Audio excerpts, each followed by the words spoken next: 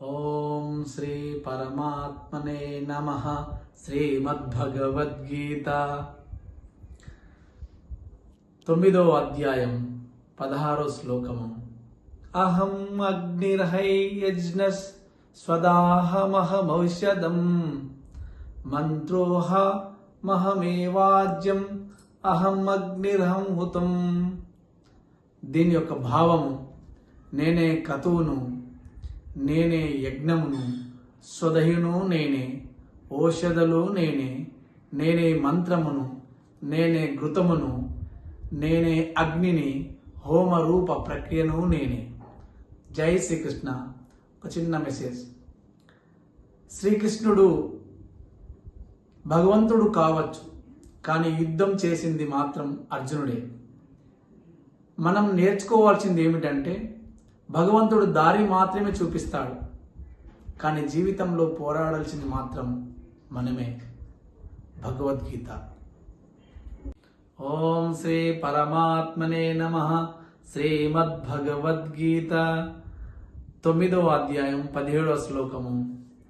పితాహమస్య జగతో మాతా దాత పితామహ వేద్యం పవిత్రమోంకార రుక్సామ యజురేవచ. దీని యొక్క భావం, ఈ జగత్తునకు అనగా దాతను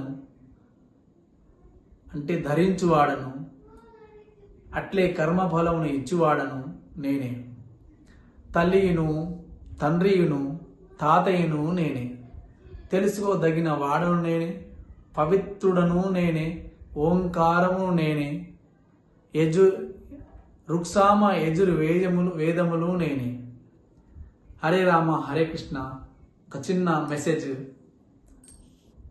నారదాముని ఓసారి కృష్ణునికి అడిగాడు, ప్రభు, ఈ మనుషులంతా ఎల్లప్పుడూ దుఃఖంలో ఎందుకుంటారు? శ్రీకృష్ణుడు అద్భుత జవాబు, ప్రతి మనిషికి ఆనందాలు ఉన్నాయి, కానీ ఎవరికి వారు ఇంకొకరి ఆనందాన్ని చూస్తూ ఓర్వలేక దుఃఖిస్తూ ఉంటారు. హరే రామ హరే కృష్ణ. జై భగవద్గీత.